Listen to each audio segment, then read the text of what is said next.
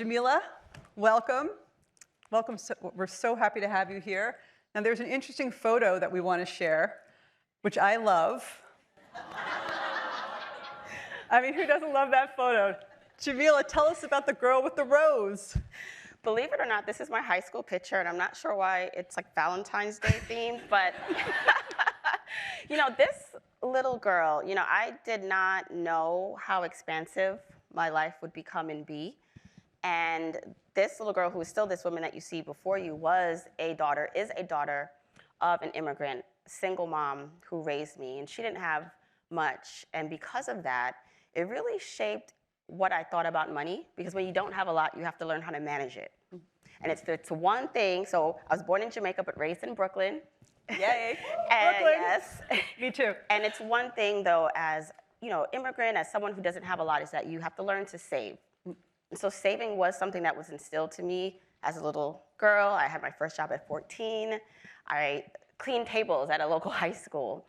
And so this girl that you see in front of you didn't realize all the opportunities that were in front of her. But the one thing that I did start doing, and that I know we'll talk about a lot later, is saving. And it's really what helped me get to where I am today. So if you could distill it, which is hard to do, in one lesson, what would that lesson be? So oftentimes at this age, as a young woman, finding out who you are and where you are in the world, you don't really have a clue. And so it's hard to save if you don't know what you're saving towards. And back then, I didn't always have a goal, right? I didn't know what I wanted to really be. And it was important, though, to save, even if I didn't know what I was saving for.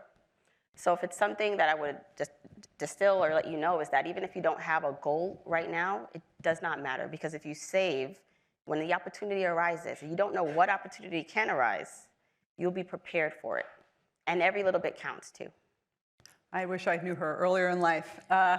You guys are hearing it here. So is there something that you can tell us about saving that makes it such an important tool? So with saving, it's really important, especially at this age, if you don't have one already, to have a savings account, especially a checking account, but a savings account that is separate. Money that you're saving, that you are not going to touch for your daily spending activities, is key. And having one open in your name, having a system, having a habit of checking it out, depositing money in it is really important. And so making sure you have those accounts, you have access to it, is the #1 savings tip at this age. All right, definitely have to write that down. We have actually a couple of big tips coming here. So you say that the saving habit works the same way as investing. Now, there's a magic formula that you're going to share with us, which is called compounding interest. Tell us about compounding interest. Oh my goodness, compounding interest is something that I wish I understood when I was younger, and you see a graph in front of you. And it's important to understand what it is. So it's when your money makes money for you, right? The interest makes interest on itself. You are sleeping and you are getting more money into your account. It's growing on its own. It's almost just like a little snowball that starts at the top of the hill, and as you get more time, it rolls down and accumulates and becomes bigger and bigger. So the more time that it has to descend, the bigger it can get. And that's kind of what investing is. And so I want to show this graph, because the difference in how much you have to save to reach $1 million is astounding, depending on the length of time you have. Now, who wants to be a millionaire? Let me see. Everyone? Yeah. So this graph just shows you, if you were to invest, how long and how much you need to invest per month to get $1 million. So as you can see, the shorter time frame that you have, the more money you have to invest a month. So if you only have 10 years to invest, you need to save or deposit almost $5,100 a month to get to $1 million in 10 years. If you have 20 years, you need to put $1,500 a month into your investing account. If you have 30 years, you need to put $545 in that savings account or in that investing account. But if you have 40 years, you only need to put $215 a month in the same account to reach the $1 million. So a longer time frame, a longer time span to compound is powerful. And I want to say, so I know this seems far away, right? I know when I was your age, if someone told me, in 40 years you can be rich or a millionaire, it's far off, I get it. But the work that you're doing now, this is the minimum.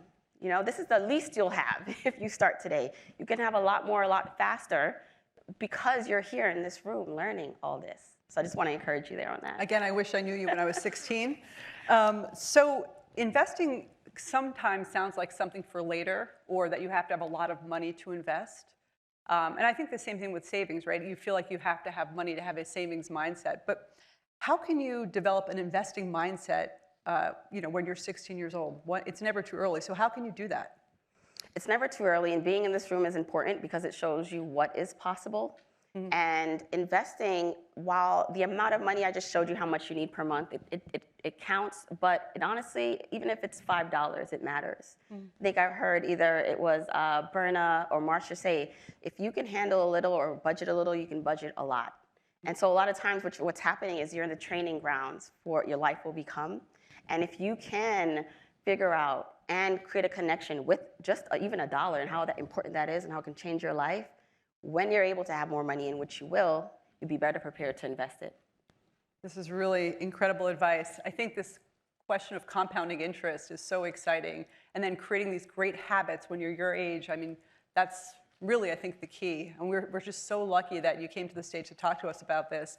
I've actually, to be here at the New York Stock Exchange with you and all of these incredible girls, and to hear this straight from you at 16. Again, if I had done that at 16, guys, things would be different for me. So write it down. With that, anything else you want to say to the girls before we go? I want to say, have a habit of saving and investing. Even if you're just starting out with saving, make sure you have that separate account and make it automatic if you can, so you have a way to have a direct deposit from your job into that savings account. Do that. But if not, you can manually walk into the bank and do that. Make it a habit and have pride and confidence and be proud of yourself that you're making headway to your dreams. Well, thank you so much. We love having you.